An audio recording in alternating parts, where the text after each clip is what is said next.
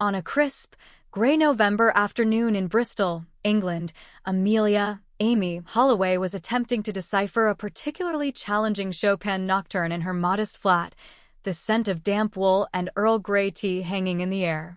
The bay window offered a view of a perpetually drizzling street, and a small electric heater hummed valiantly against the chill. It wasn't grand, but it was home. "Mom, it's alive," yelped her 9-year-old son, Leo, bursting in, his face alight. He proudly presented a jam jar containing a writhing mass of worms, his contribution to the school's Mini Beasts project. "Oh, wonderful, darling," Amy managed, peering through her spectacles. "Mrs. Davies will be most impressed with your enthusiastic collection." The landline, an ancient rotary phone, jangled. Amy winced. The unlisted number meant only one person, her mother. Their obligatory Sunday evening chat. "Hello, Mother? Amelia, darling. We've just had the most marvelous news from your Aunt Penelope." Her mother, Beatrice's, voice trilled with an almost unbearable brightness. "Cousin James is getting married next month in a stunning chateau in the Loire Valley, France. Of course, you and Leo will come." Amy's heart sank. On her part-time librarian's wages, a trip to rural France, especially for a society wedding, was a financial Everest. "Well, Mother, it's rather short notice, and financially." "Nonsense, dear," Beatrice cut in smoothly. "Your father and I will see to the travel. It's a family affair. Your sister, Victoria, and her husband, Giles, are flying in from Geneva, naturally, and their little Annabelle is going to be a flower girl." Amy squeezed her eyes shut. The mere mention of Victoria, her older, wealthier, and infinitely more successful sister, always induced a familiar knot in her stomach. "All right, Mother. We'll be there," she conceded. Leo would adore a French adventure. Hanging up, Amy slumped onto the worn velvet armchair. The thought of a reunion with Victoria was exhausting. Victoria, older by 3 years, was married to Giles, a prominent financier in Switzerland. They resided in an opulent Zurich apartment, and their daughter, Annabelle, 10, attended an exclusive international school. Amy, blessed with a profound love for literature, had chosen the quiet life of books and local history over the high-stakes corporate world her family had always envisioned for her. Her amicable but financially draining divorce from Ben 5 years prior had left her solely responsible for Leo, as Ben's contributions were sporadic at best. The family narrative had long painted Amy as the artistic, impractical one.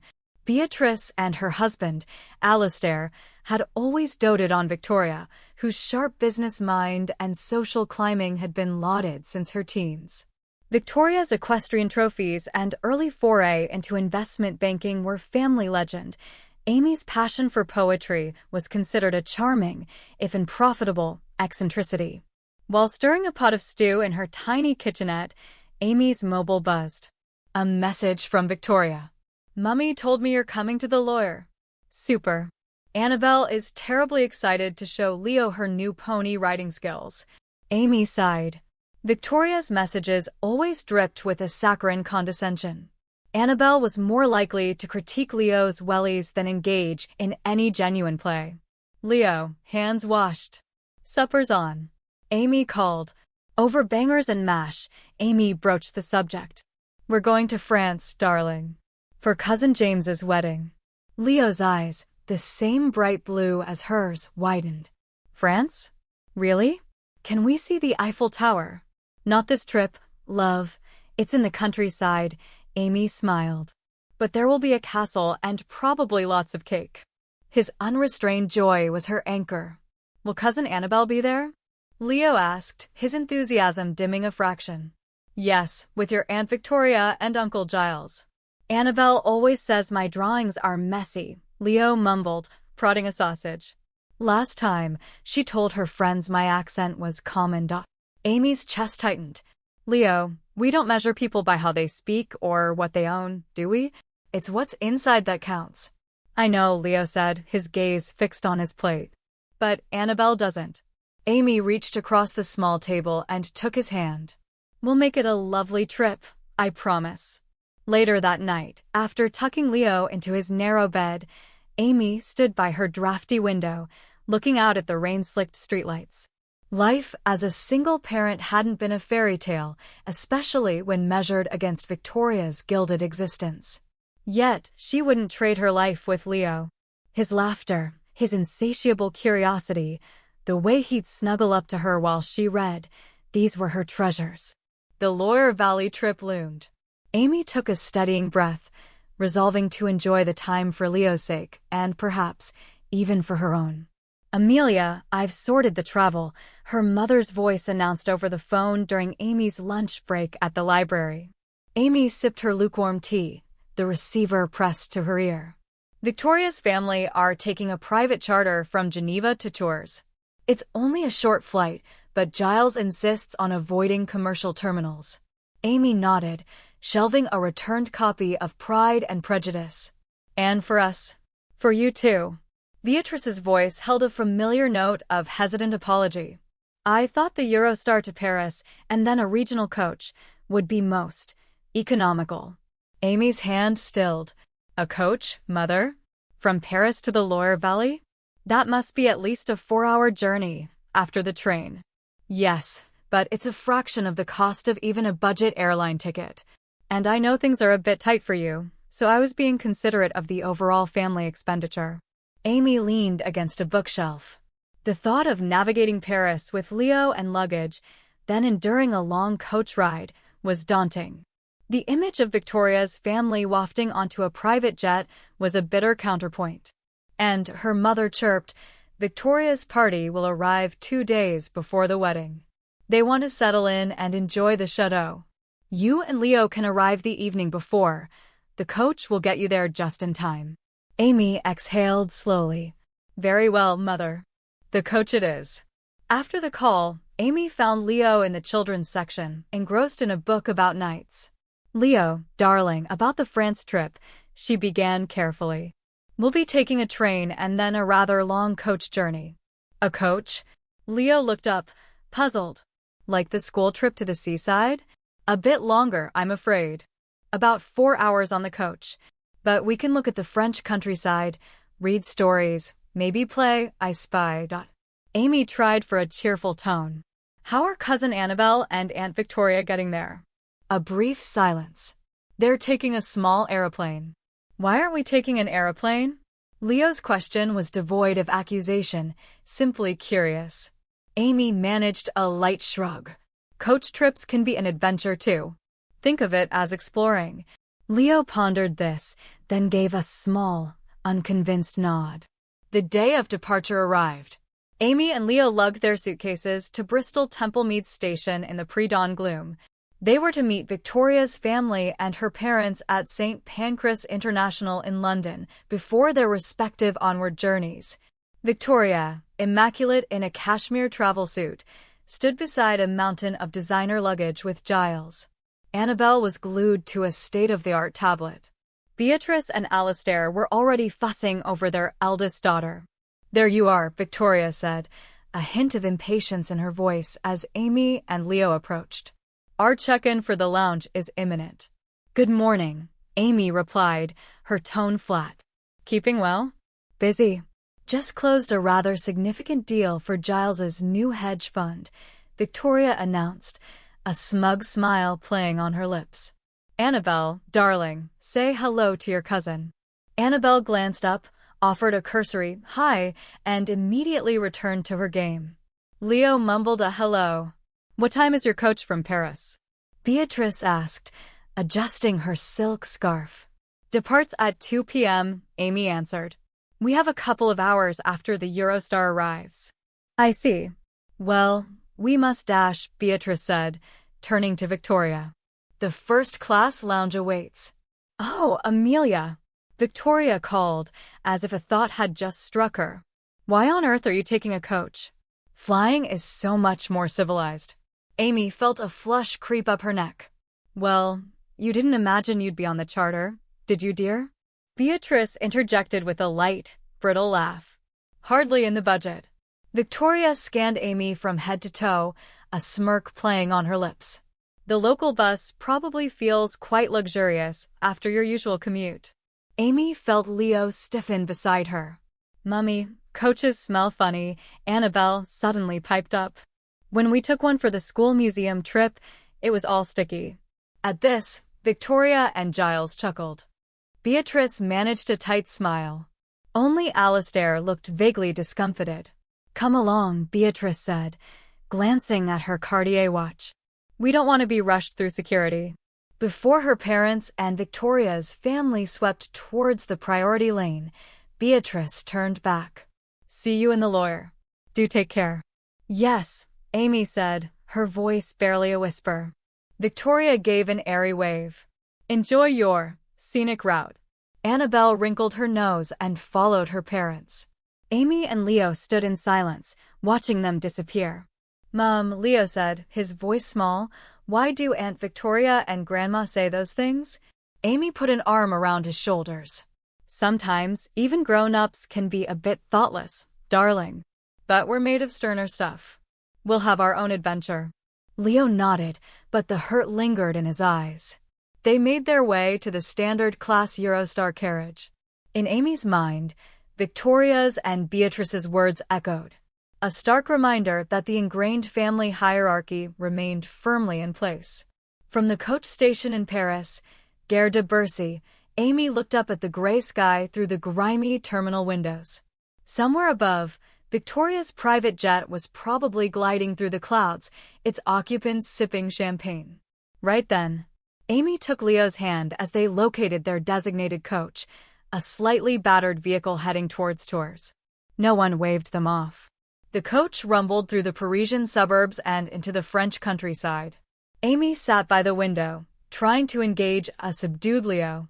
She'd just begun to read aloud from The Hobbit when a voice from the seat behind them spoke. That's a delightful reading voice. An elderly gentleman with kind, crinkled eyes, a neatly trimmed silver beard, and wearing a tweed jacket smiled at them. Forgive my eavesdropping. I'm Arthur Pendleton. He offered a hand over the back of the seat. Amelia Holloway, she replied, shaking it. And this is my son, Leo. As they chatted, it transpired Arthur was also heading to a town near their chateau destination. When the conversation drifted to literature and education, Amy's eyes lit up. You work with books? Yes, I'm a librarian at a community library in Bristol. How wonderful! Arthur exclaimed with genuine warmth. A noble profession. I have a great fondness for libraries myself. Mom knows all the stories in the world, Leo suddenly declared. And she helps everyone find the best books. From there, Amy found herself talking about her passion for fostering a love of reading in children and her ideas for community literacy programs. Arthur listened with rapt attention. Several hours later, when the coach paused at a service station, the three shared a simple sandwich and a bottle of Oranginer. Leo, now completely at ease, was animatedly describing his worm farm to Arthur. And what is it you do, Mr. Pendleton? Amy asked during their impromptu meal. Arthur paused, a thoughtful expression on his face. I'm involved in philanthropy, he said quietly. Specifically, supporting literacy initiatives. As the coach resumed its journey and Leo dozed against her shoulder, Arthur retrieved a card from his wallet. Amy accepted it. Her eyes widened. Chairman of the Pendleton Trust, she whispered, astounded. The Pendleton Trust was one of the UK's largest charitable foundations, renowned for its significant contributions to arts and education. We are always seeking passionate individuals with innovative ideas for community engagement, Arthur said, his gaze direct. Perhaps, during your stay, you might tell me more about your concepts for these literacy programs? Amy felt a warmth spread through her, a mixture of disbelief and elation. Of course, she replied, her voice a little shaky. I would be honored. Upon arrival at the magnificent Chateau de Valois, while waiting in the grand, tapestry-hung hall, Amy and Leo encountered her parents and Victoria's family. So, you finally made it, Beatrice said, her tone implying a minor miracle. How was the coach? You must be utterly drained. Actually, it was a very pleasant journey, Amy answered calmly. We're in the Dauphin's suite, Victoria announced, gesturing vaguely towards a sweeping marble staircase. Annabelle's already had a riding lesson in the grounds. Amy and Leo were shown to a small, charming room in a converted stable block with a view of the formal gardens. That evening, a pre-wedding welcome dinner was held.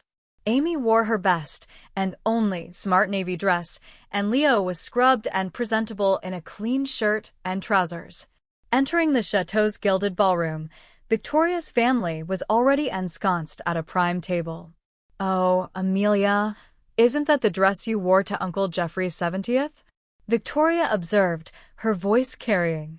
Before Amy could form a reply, a respectful hush fell near the ballroom entrance. Arthur Pendleton had entered, impeccably dressed in a dinner suit. He was immediately surrounded by the host and several distinguished-looking guests, clearly a figure of considerable importance. Spotting Amy, he smiled and made his way to her table. "Amelia, Leo," he greeted them warmly. "Settling in all right?" Victoria, Beatrice, and Alistair watched this exchange, their expressions a mixture of confusion and surprise. "This is your family?" Arthur inquired, his gaze sweeping over the table. Amy made the introductions, and Arthur greeted them with polite charm. "Arthur Pendleton. I had the pleasure of Amelia and Leo's company on the coach from Paris." On the coach, Victoria's perfectly sculpted eyebrow arched. "Are you in business in the region, Mr. Pendleton?" Giles asked, his financier's instinct kicking in. In a manner of speaking, Arthur replied modestly, "I chair a charitable foundation, the Pendleton Trust." A stunned silence descended upon the table. "Good heavens!" Beatrice exclaimed, her demeanor instantly transforming. "How absolutely fascinating! Do, please, join us." "Thank you, but no." Arthur declined with a gracious smile. "I have other commitments this evening. However, I've arranged to meet with Amelia tomorrow to discuss some of her rather insightful ideas." "Ideas?" Victoria's voice was sharp with disbelief. "Indeed." Arthur beamed at Amy. "I'm very keen to hear more about her vision for community literacy projects." After Arthur had excused himself, an electrified silence hung over the table. "You're acquainted with the Arthur Pendleton?" Victoria demanded, her eyes narrowed. "We sat together on the coach," Amy said simply. "He's a very kind gentleman." "And you didn't think to mention this?" Beatrice asked, her tone accusatory. Amy shrugged. "I didn't imagine it was of particular significance." "Not significant?" Victoria almost shrieked. "He's one of the most influential philanthropists in Europe, and he wants to discuss ideas with you?" Her voice was a cocktail of incredulity and envy. "He seemed interested in my outreach concepts," Amy replied quietly. For the rest of the dinner, the atmosphere at their table was palpably different. Victoria and Beatrice were suddenly solicitous, peppering Amy with questions about her library work. Giles, too, attempted to glean more information about Arthur. Walking back to their room through the moonlit gardens, Leo said, "Mum, Grandma and Aunt Victoria are being much nicer all of a sudden." Amy smiled, a touch wistfully. "Yes, they are, aren't they? But it's not because we've changed, is it? It's because Mr. Pendleton is famous." "You're clever, Mum. People do seem to care a lot about who you know. But what really matters is who you are." Back in their room, Amy's mobile pinged. A message from Victoria. "Let's have breakfast, darling. Just us girls. Dying to hear all about your chat with Mr. P." Amy sighed. Her sister, who had barely given her the time of day for years, was now angling for an inside track. On the morning of the wedding, Amy woke early. Victoria's message had unsettled her. Slipping out of bed, careful not to wake Leo, she stepped onto their small stone balcony. The lower mist was slowly lifting from the vineyards, painting the landscape in soft pastels. A knock came at the door. 7:30 a.m. "Morning, sis," Victoria chirped, already perfectly made up and dressed in expensive-looking leisurewear. "Breakfast?" "My treat." We can have a proper catch-up. Slightly bewildered, Amy nodded. Just let me leave Leo a note. At a table on the sun-drenched terrace overlooking the formal gardens, a waiter poured them fresh coffee. Quite the coup, meeting Arthur Pendleton like that, Victoria began, stirring her latte. It was pure chance, Amy replied. But a marvelous opportunity, Victoria pressed. Especially given, well, your circumstances. Amy frowned. My circumstances? Oh, come on, Amelia. Let's be frank. Victoria lowered her voice. Single mom, scraping by. A connection like Pendleton could be a game changer. For Leo's future, too. Amy sipped her coffee, saying nothing. So, what exactly are you pitching to him? Victoria probed. My ideas for improving literacy outreach in local communities. Victoria let out a tinkling laugh. Is that all? Darling, you need to think bigger. The Pendleton Trust has serious money. This could be your golden ticket. I just want to share my passion, Amy said quietly. Victoria sighed dramatically. You're always so earnest. Can't you be a bit more strategic? She reached across and patted Amy's hand. Don't worry, I'll help you. I can have a word with Arthur myself. Put in a good word for my little sister. That won't be necessary, Amy said quickly. Nonsense, Victoria smiled, though it didn't quite reach her eyes. It's the least I can do. Amy returned to her room feeling deeply uneasy. Victoria's help invariably came with strings attached, usually benefiting Victoria herself. Leo was awake and munching on a croissant. Are you excited about your meeting with Mr. Pendleton? Leo asked. Yes, Amy said. A little nervous, though. You'll be brilliant, Mum, Leo said with unwavering faith. Mr. Pendleton liked your ideas about story clubs, didn't he? His simple trust warmed her. The wedding, held at noon in a breathtaking rose garden overlooking the river, was idyllic. Amy and Leo sat slightly apart from Victoria's family and her parents. The ceremony was heartfelt, the couple radiating happiness. As guests moved towards the champagne reception, Amy spotted Arthur talking animatedly with a group of academics. As she approached, he broke off his conversation and smiled. Amelia, you look lovely today. Thank you, she smiled back. Mr. Pendleton, I really must. Arthur, there you are. Victoria's voice, honey-sweet, cut in. She glided over, Giles in tow. So good to see you again. Arthur greeted them politely. Victoria, Giles, we're all so thrilled about your meeting with Amelia, Victoria purred. I was just saying to Giles, I really should have done more to showcase her talents to you sooner. Arthur looked momentarily perplexed. Indeed. It was 3 p.m., wasn't it? Victoria asked. Perhaps I could join you for a few minutes? The whole family is so impressed with Amelia's dedication to education. Amy was speechless. She couldn't fathom why Victoria was trying to insert herself into this. Actually, Arthur began, just as the wedding planners started ushering guests towards the marquee for the luncheon. We'll speak later, Arthur said to Amy, before being swept along with the tide. The reception began. Amy and Leo found their seats. Victoria and her parents were at the top table. Throughout the meal, Amy caught glimpses of Arthur, deep in conversation with what appeared to be influential figures. By the time dessert was served, Leo had excused himself to find the lavatory. He returned a few minutes later, his face pale and troubled. What's wrong, love? Amy asked, alarmed. Leo looked around nervously. Mum, Aunt Victoria, she was saying awful things to Mr. Pendleton about you. Amy's heart hammered. What did she say? She told him you were desperate for money that you've had. Difficulties at work, Leo whispered, his lower lip trembling. She said you were angling for a grant. And when Mr. Pendleton asked about your actual ideas, Aunt Victoria said, oh, they're charmingly naive. Bless her. Amy felt the blood drain from her face. Where did you hear this? In the corridor, by the cloakroom. They didn't see me. I heard their voices. Tears welled in Leo's eyes. Mom, why is Aunt Victoria always so horrid? Amy gripped Leo's hand, fighting back her own wave of anger and betrayal. Sometimes, people let their own insecurities make them unkind, darling. But it's all right. The truth has a way of shining through. We have to tell Mr. Pendleton, Leo insisted. Leo. Just then, Arthur approached their table. Amelia, may I have a word? Amy stood, her legs feeling a little unsteady. Of course. Perhaps Leo could join us? Arthur smiled. The chateau's library, I believe, is rather peaceful for a chat. The three of them excused themselves, conscious of curious glances.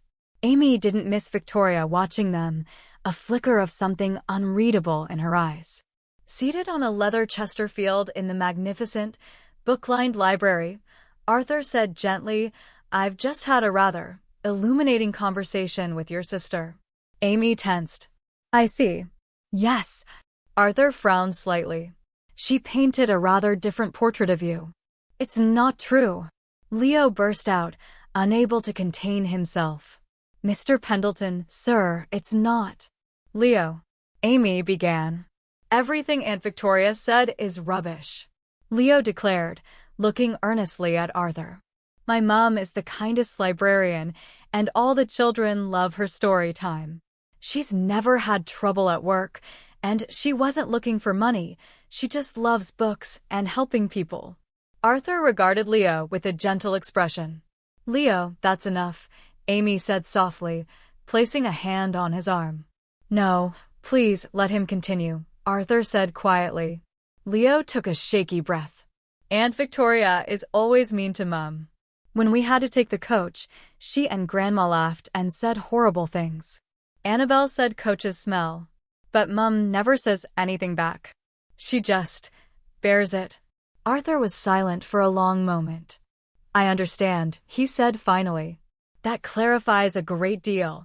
Amy started to apologize, but Arthur held up a hand. No apology necessary, Amelia. In truth, I sensed a certain dissonance in your sister's account. The woman she described bore no resemblance to the intelligent, passionate individual I met on that coach. Victoria. Amy struggled for words. My sister sometimes reshapes reality to her own advantage. I admire your son's conviction, Arthur smiled. It takes considerable courage to speak truth to power, young man. Amy nodded, her heart swelling with love for Leo. He's a very honest boy. Indeed. Now Arthur shifted, his tone becoming businesslike. To the matter at hand. Amelia, your grassroots ideas for literacy engagement are precisely the kind of initiatives the Pendleton Trust aims to support. After our conversation on the coach, I was convinced we needed someone with your vision and practical experience. He opened his leather satchel and drew out a folder. We are launching a new pilot program for community libraries across the Southwest. I would like you to head it. Amy's jaw dropped. Truly, your empathetic approach and innovative thinking are exactly what we're looking for, Arthur said, his expression serious. The role would come with a salary significantly improving your current income, a dedicated budget, and considerable autonomy to develop and implement the programs. He named a figure that made Amy gasp. Amy was speechless. This was beyond anything she could have imagined. If you need time to consider. I accept, Amy said, her voice clear and strong. Thank you, Mr. Pendleton. This is an incredible opportunity. Wonderful. Arthur beamed. We'll have the contracts drawn up next week. He stood. Now, shall we rejoin the celebration? I believe the speeches are about to commence. When the three re-entered the marquee, Victoria immediately descended upon them. Well? How did it go? She asked, her voice overly bright, her eyes darting between them. Arthur smiled serenely. Amelia is an exceptionally gifted individual. I'm deeply impressed by her insight and dedication. Victoria's smile faltered. Oh, I see. But what I mentioned to you. I appreciate your perspective, Arthur said coolly. However, I tend to form my own judgments based on direct experience. He turned his gaze to Amy. We've agreed in principle for Amelia to spearhead a major new literacy initiative for the Pendleton Trust. We envision rolling out her community programs across the region. The color drained from Victoria's face. Spearhead? A major initiative. Yes, Arthur continued. Her unique blend of passion and pragmatism is precisely what we need. Amy stood quietly, observing Victoria's stunned reaction. A small, quiet sense of vindication bloomed within her. Her sister's machinations had spectacularly backfired. Well, isn't that marvelous? Victoria trilled, recovering quickly. Congratulations, Amelia. I knew you had it in you. Amy merely smiled. Thank you, Victoria. Beatrice and Alastair hurried over. What's all this? Beatrice inquired. Arthur briefly explained the situation. Her parents' faces registered shock, then, at least from her father, a flicker of genuine pride.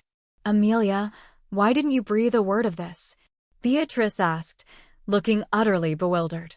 It all happened rather quickly, Amy replied calmly. Arthur glanced at his watch. If you'll excuse me, I have a few other people I must congratulate. Amelia, Leo, it's been a distinct pleasure. He smiled warmly at them. My office will be in touch on Monday. After Arthur departed, an awkward silence fell. Victoria was visibly fuming, and Giles looked thoroughly perplexed. Congratulations, Amelia, Alastair said, his voice holding a warmth she hadn't heard in years. I always knew you had a good head on your shoulders. Leo squeezed his mother's hand, beaming up at her. Amy took a deep breath and surveyed her family. Thank you, she said softly. For the remainder of the wedding, the family dynamic had subtly, irrevocably, shifted. Victoria was subdued, and her parents treated Amy with a newfound, almost deferential, respect. Amy knew, however, this was not a true change of heart, but a reaction to her altered status. As the evening drew to a close, Amy and Leo strolled through the chateau gardens, the air fragrant with roses and damp earth, the sky a swathe of indigo velvet. You were very brave today, Leo, Amy said, her arm around his shoulders. I just wanted him to know the truth about you, Mom, Leo replied, kicking at a loose pebble. You are the best son a mother could ask for, Amy said, hugging him tightly. You too, Mom. Leo grinned. So, what happens now? Amy looked out over the dark, rolling vineyards. A great many things will change, my love.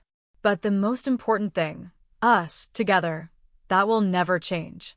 They walked on in comfortable silence, a sense of new horizons opening before them, carried on the soft lower breeze.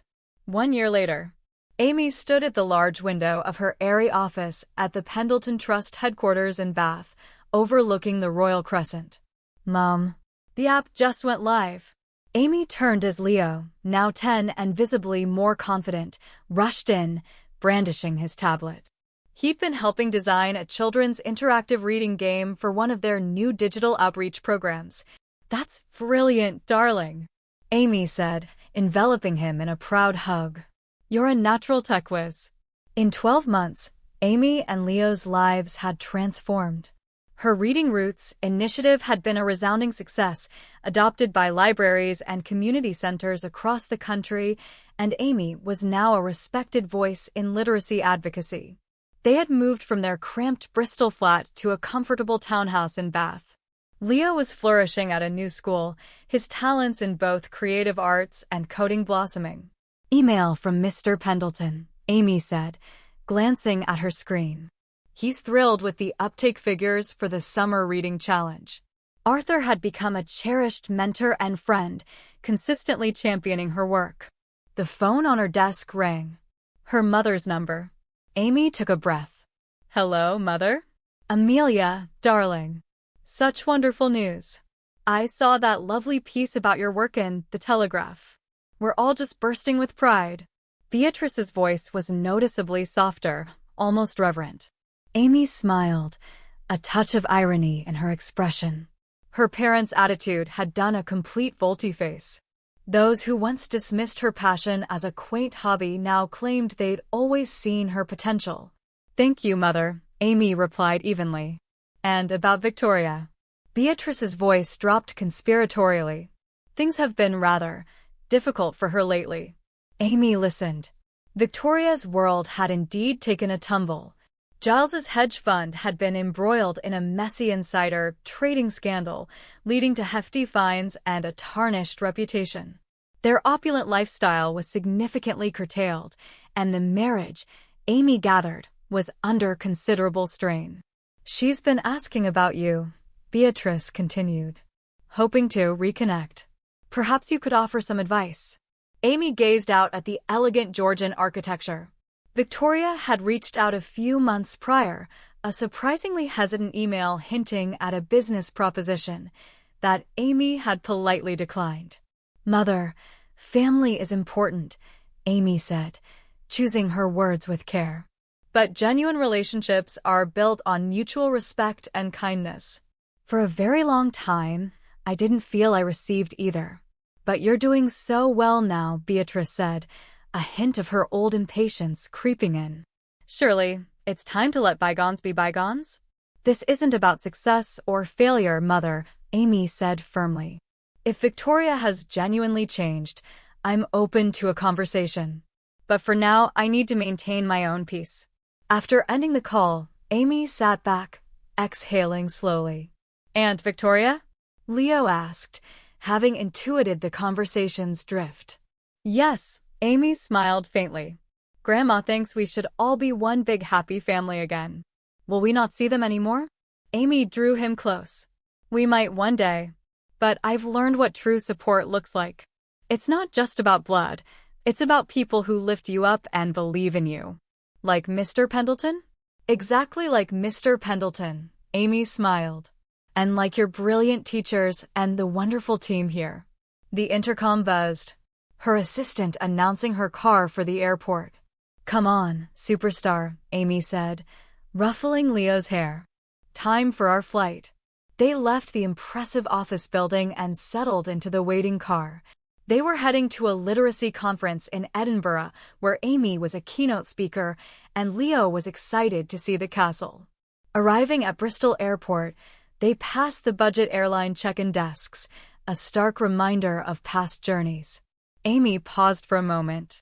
What is it, Mom? Leo asked. Just thinking, Amy smiled, about how far we've traveled. At the priority check-in, the attendant greeted them warmly. Miss Holloway, Master Leo? Business class, of course. This way, please. They were ushered into the calm oasis of the executive lounge. Mom, look. Leo called from the panoramic window. Down on the tarmac, a familiar, slightly battered regional coach was disgorging passengers. Amy stood beside him, looking down at the coach. If we hadn't taken that coach to France, Leo, we might never have met Mr. Pendleton. Sometimes the slower, less glamorous paths lead to the most extraordinary discoveries. Sometimes the slower paths lead to extraordinary discoveries, Leo echoed thoughtfully. Amy hugged him. That they do, my love. That they do.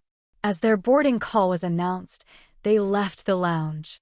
Walking towards the gate, Amy reflected.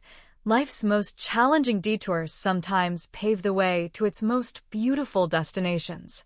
She was no longer on a detour, but firmly on her own path, sharing her gifts with the world. And, most importantly, she was traveling that path with her beloved son by her side.